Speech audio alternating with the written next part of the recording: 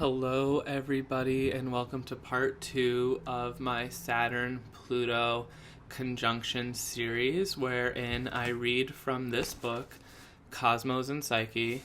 And basically, the reason I'm reading this chapter from Cosmos and Psyche is because in January 2020, Pluto and Saturn are going to meet directly, so I'm kind of interested in the Pluto-Saturn cycles that are when they create more difficult aspects. Those aspects being square, angles, oppositions, or conjunctions. We're about to have a conjunction. So there's a whole chapter about Saturn and Pluto and how they act when they're together. And I already read the first part of it, which I think was called like World Wars and September 11th.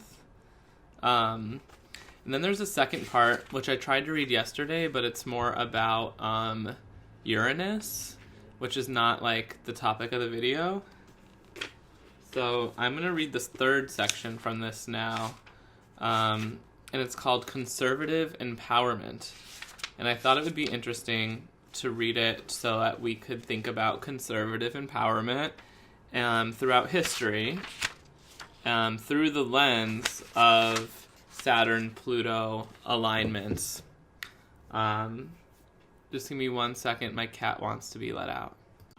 Okay, so in the last section of this book, which I'm not reading for camera, the author goes into Saturn, Pluto, and Uranus alignments, including the planet Uranus, and showing some patterns throughout history where Uranus played a big role with Saturn-Pluto stuff, such as during the Reign of Terror and other parts of history that were important.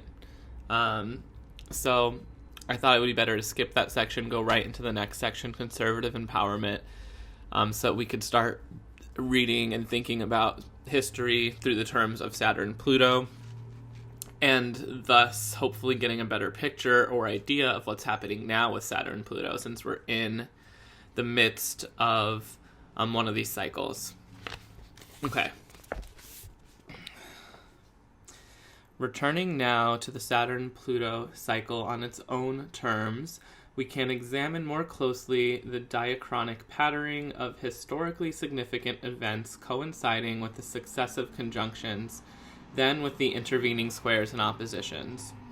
The events of 1981 to 84 conjunction period, the wave of conservative and reactionary empowerment throughout the world, and the climatic intensification of the Cold War antagonism between the two superpowers can be recognized as closely related to the events of the immediately preceding Saturn-Pluto conjunction of 1946 to 1948 at the beginning of the Cold War. During the earlier alignment, the emergence of the Iron Curtain and the Soviet domination of Eastern Europe was met in the United States by the establishment of the many enduring anti-communist and Cold War political and military structures that characterized the American response to that state of sustained global crisis and tension. These included the founding of the Central Intelligence Agency, the National Security Council, and the Department of Defense, the formulation of the containment policy in George Kennan's influential paper in Foreign Affairs, and the assertion of the Truman Doctrine, the intensification of the anti-communist hearings by the House Un-American Activities Committee that led to the McCarthy era, the establishment of the Hollywood blacklist, the widespread anti-communist witch hunts, among many other comparable phenomena reflective of this archetypal complex. Remarkably, George Orwell wrote 1984, his dark vision of totalitarian oppression and control, during the Saturn-Pluto conjunction of 1946 and 1948, and placed it in a year, 1984, that happened to coincide with the very next Saturn-Pluto conjunction one full cycle later. Wow. Orwell's writing of the book was driven by his growing fear and conviction that not only had a Cold War begun against totalitarianism, but that in this critical period of the later 1940s, during the conjunction, the Western democracies were losing the war. These two periods of 1946 to 48 and 81 to 84 coincided with the two successive Saturn-Pluto conjunctions, bear a close historical and archetypal connection to the period of the intervening opposition of the same two planets in 1964 to 1967. In the United States, for example, in 1964, Barry Goldwater, against the larger trend of the decade, effectively initiated the gradual grassroots rise of the Republican right that culminated in the election of Reagan at the following Saturn-Pluto conjunction. During the same opposition in 1966, Reagan began his political ascent by winning the California governorship in a landslide, and immediately afterwards took his action to suppress student protests and the free speech movement at the University of California at Berkeley. Similarly, reflective of the turn to the right during these same years, in the 64 to 67 period, was the rise of a widespread white backlash movement against black civil rights gains. So, also was the Johnson administration's move to the right, as expressed in the decision to escalate the Vietnam War from 1964 to 1965 on. In the Soviet Union, the more liberalizing Khrushchev was replaced in 1964 by the more conservative Brezhnev, whose regime lasted precisely until the next Saturn-Pluto conjunction in 1982. This cyclical pattern of conservative empowerment in the United States extended to the most recent Saturn-Pluto alignment, the opposition of 2000 to 2004. The period of this alignment began with the contested presidential election and Supreme Court decision that brought to power the younger Bush and the Republican right just as the opposition first moved within 15 degrees in the fall of 2000. The subsequent further empowerment of the Bush administration and the Republican right in the immediate aftermath of the events of September 11th, 2001, and the systematic intensification of their efforts on behalf of a more extreme conservative agenda coincided precisely with the Saturn-Pluto opposition's reaching exactitude. The period of greatest conservative empowerment, including the U.S. invasion of Iraq in March 2003, coincided with the following 2 years when Saturn and Pluto were positioned in closest alignment. George W. Bush was himself born during the Saturn-Pluto conjunction of 1946 that coincided with the start of the Cold War. During all the Saturn-Pluto periods we have been examining, such as 81 to 84 or 2000 to 2004, when the two planets were last in conjunction and opposition, we can observe how consistently these specific eras bring forth the emergence of a widespread, strengthened resolve to reestablish traditional values, with a broad social and political support. Various movements tend to arise that are devoted to restoring a solid moral foundation, to re-empower the moral majority, and to bring back family values. For example, in the United States, for the decade of the 1960s, during the Uranus-Pluto conjunction, exalted progressive radical revolutionary thinkers, the 1981 to 84 period, and again the more recent 2000 to 2004 period, coincident with the Saturn-Pluto alignments brought into prominence and power a wave of conservative and neoconservative thinkers.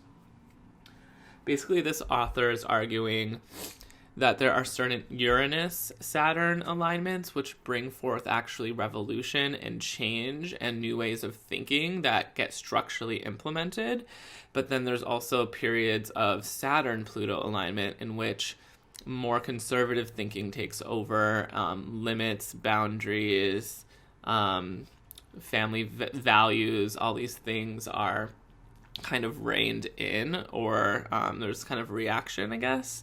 And then on top of that, there's other periods where all three planets are working together, which creates something of a mix. That's kind of what I'm thinking this author is trying to say, basically. But let's continue here, and let's just continue here. Whereas the 1960s brought a wave of rebellion against established structures and values, a rebellion that was embraced by an enormous segment of the population. The 1981 to 84 and 2000 to 2004 periods brought a conservative movement demanding law and order that was equally widely embraced. The entire decade of dominant ethos of the 1960s became the frequent target of moral condemnation by prominent figures of the 81 to 84 period.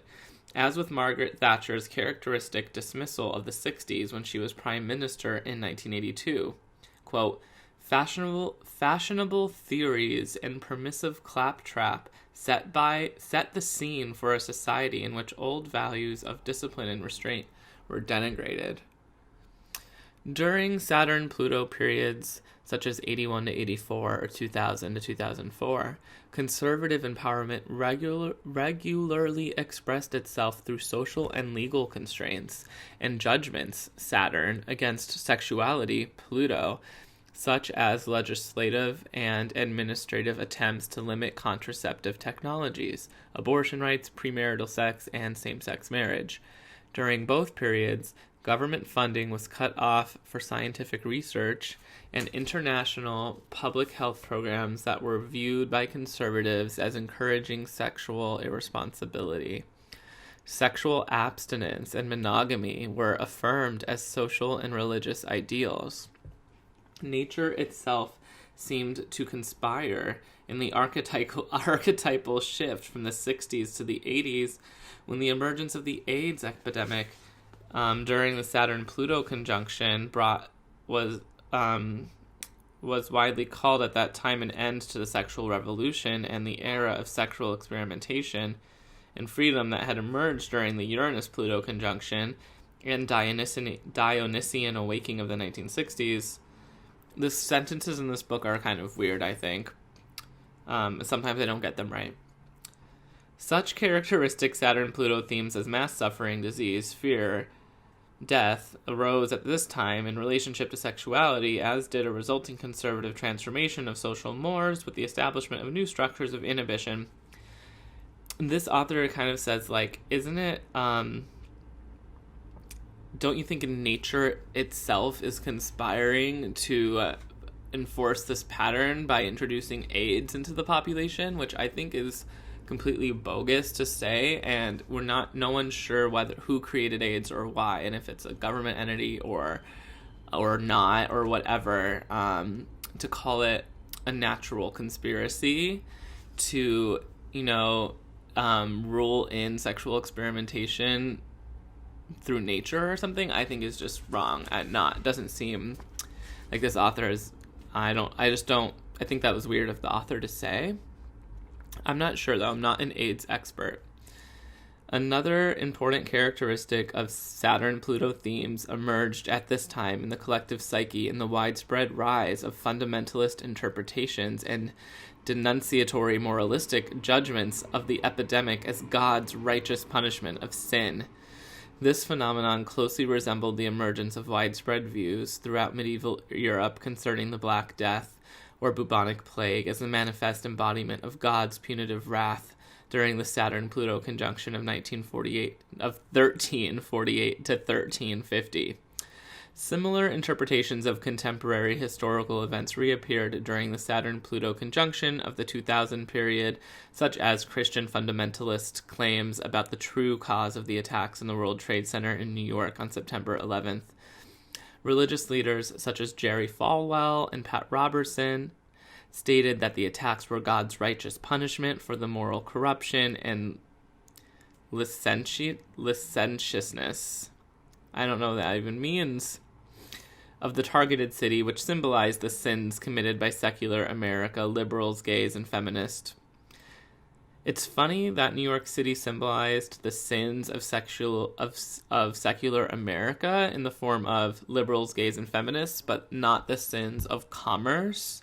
Why is that not listed here? Like, Donald Trump is the president right now. He's from New York. These assessments were, in certain respects, nearly identical in terminology and in archetypal character to Islamic fundamentalist views of the same events, including those that inspired jihad terrorists. So this person who wrote this book I mean, no one knows exactly why 9/11 happened or who did it and why. You know what I mean? So, comparable phenomenon can be recognized in earlier historical epochs, such as the ancient interpretations, both pagan and Christian, of the barbarian sack of Rome. The archetypal contrast between the Uranus-Pluto era of the 1960s and the two Saturn-Pluto periods of the 80s and early 2000s was equally evident in the dominant popular attitudes in those periods towards patriotism. In the United States, for example, whereas the 1960s brought widespread and fervent resistance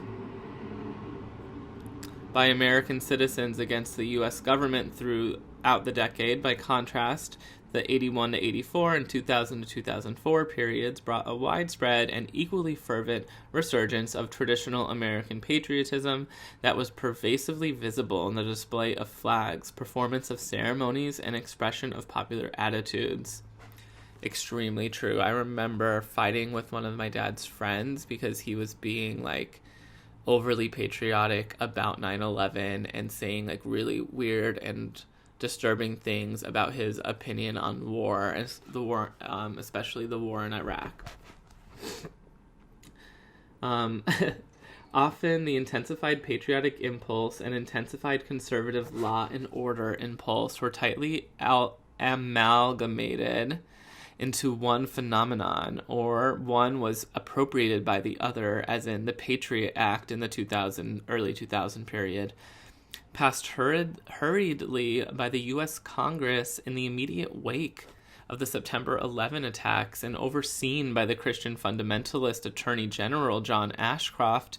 The act established as, quote, vital security measures, a degree of governmental jurisdiction that was regarded by many observers as having legitimized an incursion on civil liberties so problematic that references were widely and repeatedly made to Orwell's 1984 and the shadow of Big Brother state control over the private lives and freedom of citizens.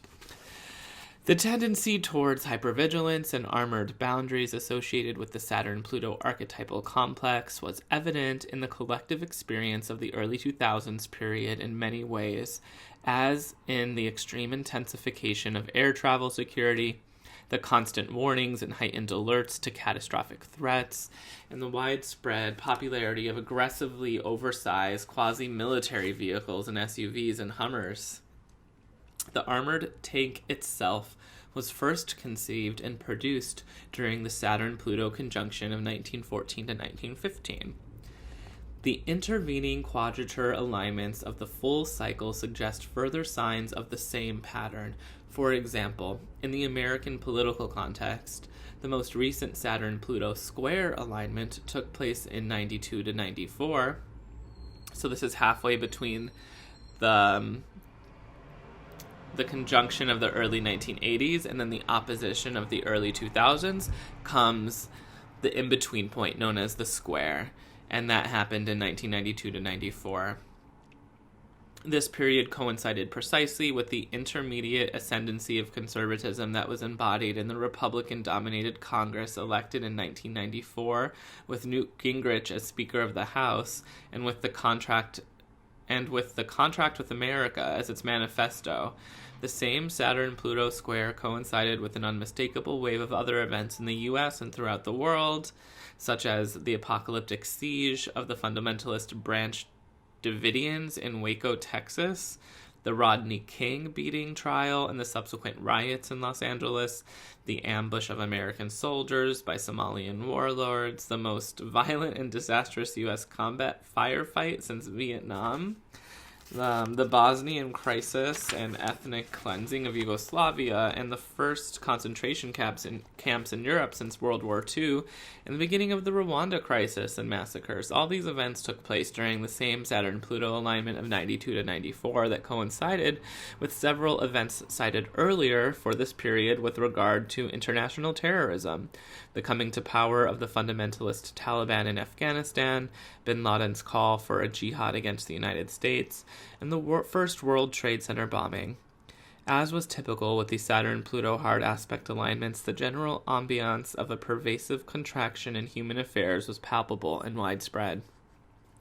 Many other themes related to this archetypal complex were characteristically heightened during all these alignments. Increased calls for moral rigor and social constraint, censorship and repression, puritanical standards of conduct, severe punitive judgments. So, when we're thinking of the time we're in now, with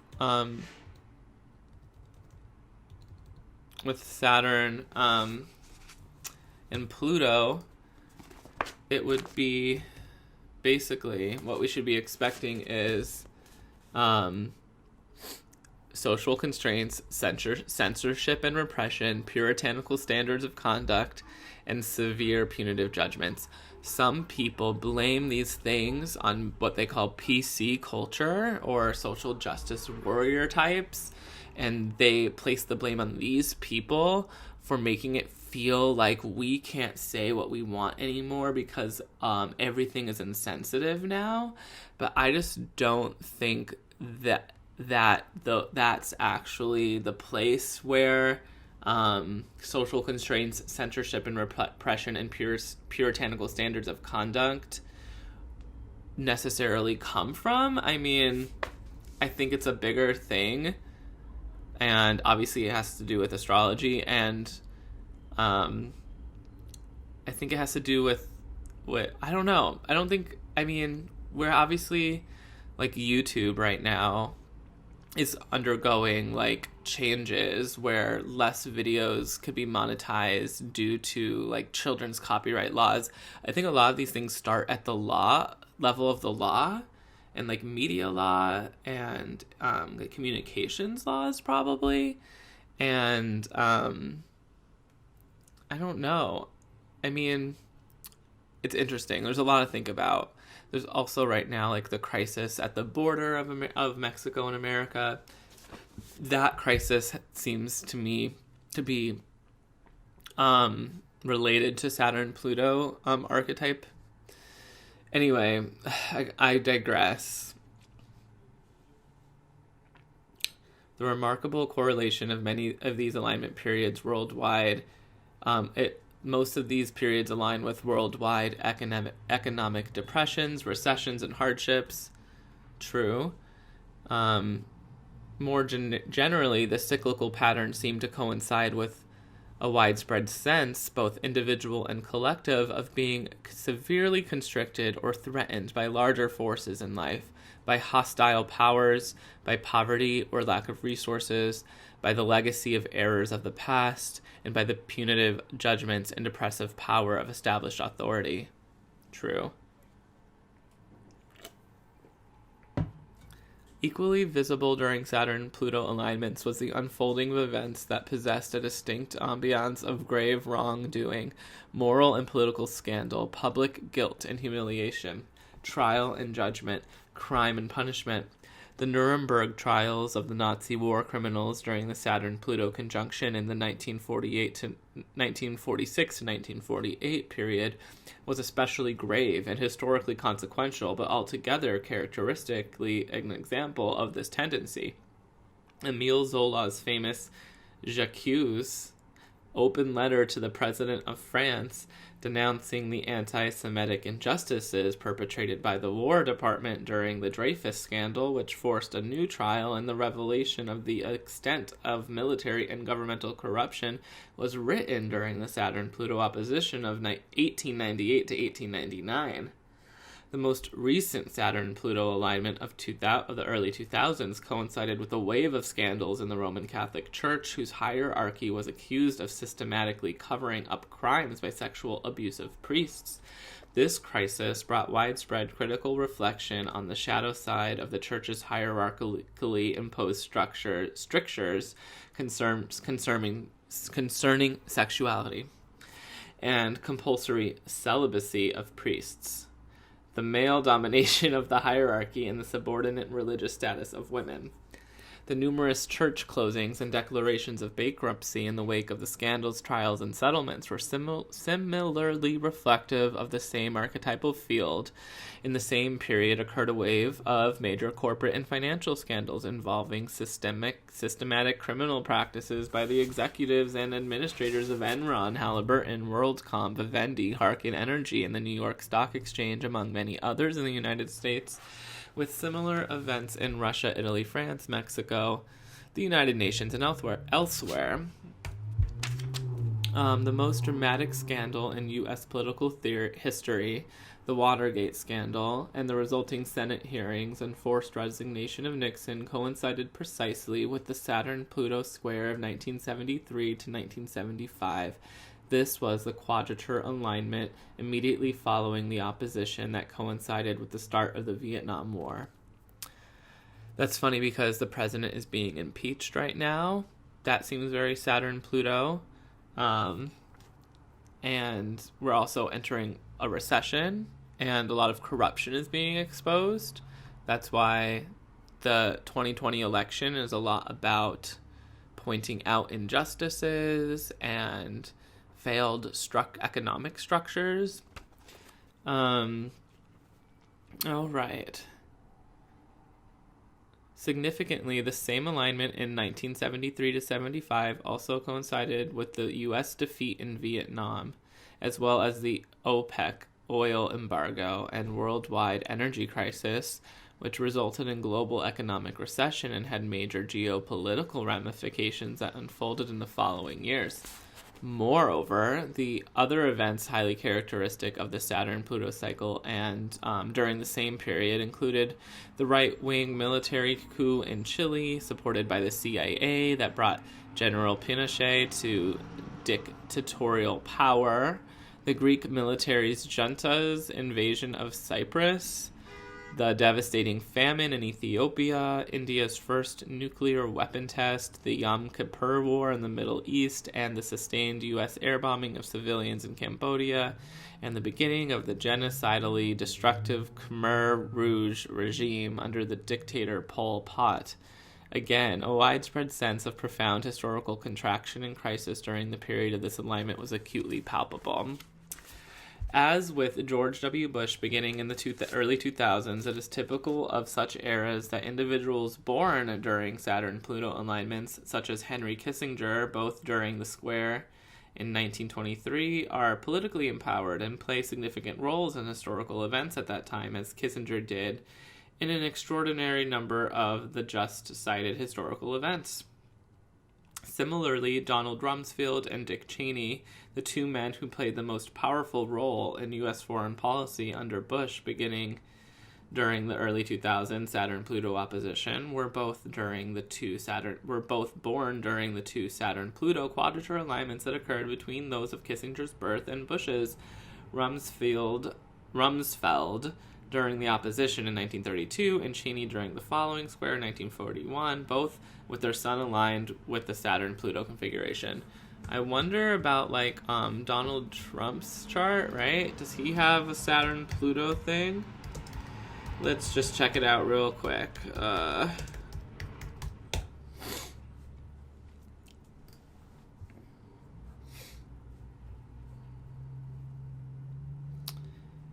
Well, his Saturn is in Cancer and his Pluto is in Leo, and they are not conjunct, but his Saturn is conjunct Venus. Anyway, doesn't really matter.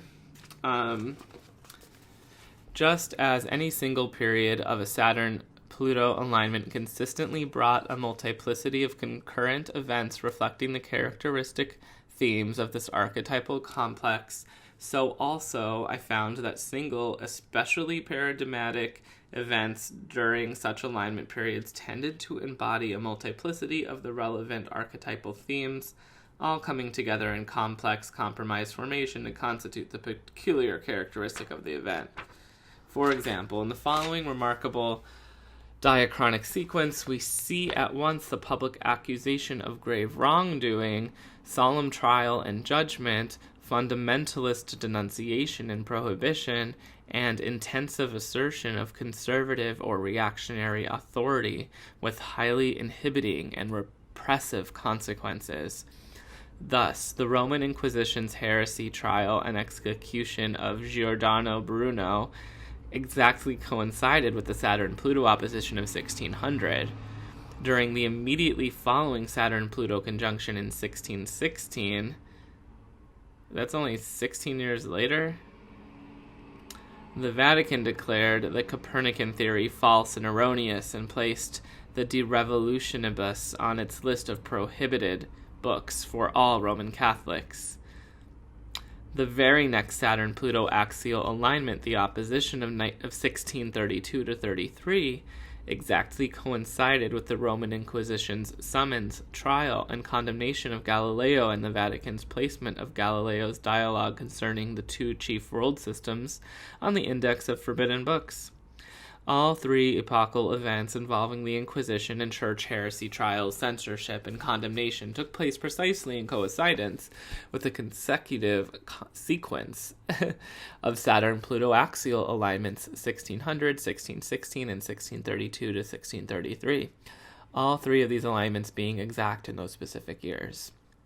It was under an earlier such Saturn-Pluto alignment in 1543, the year Copernicus died, that the Spanish Inquisition burned Protestants at the stake for the first time, and Pope Paul III in Rome instituted the Index Liborium Prohibitorium.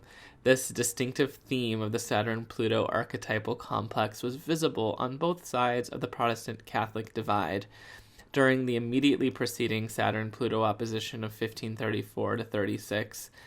Henry VIII in England imprisoned Thomas More, his scholarly friend and Lord Chancellor, for refusing to recognize him as the head of the English Church, and a year later had him beheaded. Oh, I remember that from European history class in high school.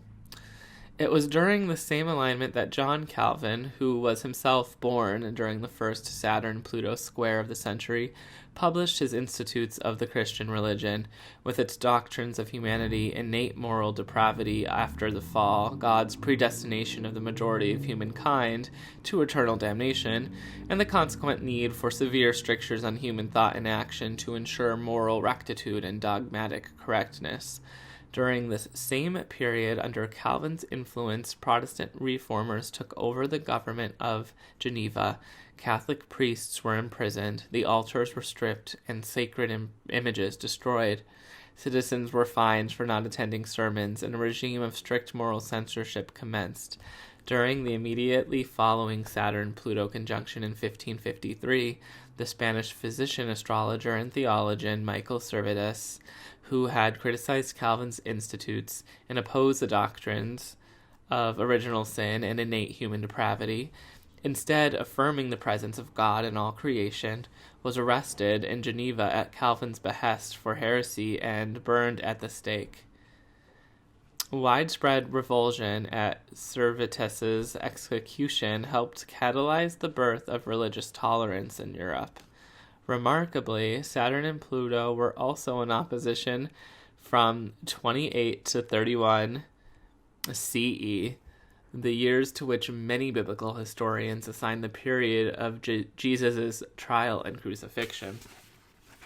Characteristic themes of Saturn-Pluto cycle are also evident in the spirit of profound moral urgency, gravity, judgment, calls for repentance, and apocalyptic end-time expectations that pervade the New Testament accounts of the teachings of both Jesus of Nazareth and his exact contemporary John the Baptist, whose ministry began in 28 to 29, in the 15th year of Tiberius Caesar. Looking back even further, we find that Saturn and Pluto were also in hard aspect in 399 BCE, the year of Socrates' trial and death in Athens, when he was condemned for impiety and corruption of youth through his philosophical teachings. Here again, as with Giordano Bruno's trial and burning at the stake in 1600, the Church's condemnation of Copernicus in 1616, and Galileo's trial under the Inquisition in 1633, the coincidence of the Saturn-Pluto cycle with the historically weighty events reflecting the motif of trial, judgment, condemnation, and the punitive assertion of conservative or reactionary authority formed an especially consistent pattern. Okay. So that's the end of that section. Sometimes I don't read that well, I'm sorry, but maybe you weren't listening to really understand what I was saying. Anyway, if you made it all the way to this side of the video, go ahead and just subscribe, give the video a thumbs up, commenting on the video. I'm trying to build a more active channel. Do you like book club? I know this kind of book club is kind of dry, since it's like historical. The beginning of this book was a lot more interesting, I guess. And I did read that in past episodes of book club if you want to go back. And then the next episode I'm going to make is called Splitting Evil and Terror. And it's about the Saturn-Pluto cycle again, but I guess it's more about terror and evil and division. Whereas the section we just talked about was conservatism, or like conservative empowerment and conservative reaction. So, and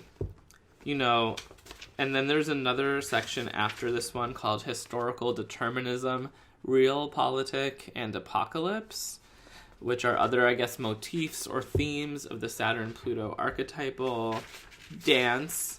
And then there's another section called Moral Courage, Facing the Shadow and the Tension of Opposites, which I think is also another thing. Moral courage, facing the shadow, the tension of opposites. And then there's another section called Paradigmatic Works of Art that happened during Saturn-Pluto. That one might be fun to read next. Are any of these sections you wanted me to read next? Comment below. I think I'm going to try to read them all. Just because we're in a moment of Saturn-Pluto alignment and I want to know as much as I can about it. There's, the next whole chapter is called Cycles of Creativity and Expansion, which sounds so optimistic and nice, and I'm sure it's about Jupiter. And maybe it's about Venus, I don't know. Jupiter and Uranus, which is a whole different thing. But I hope you enjoyed this video and that you gleaned something from it. If you're an astrologer and you want to talk more about astrology, I'd love to learn from you and talk to you. So hit me up. Thanks for watching and have a great evening.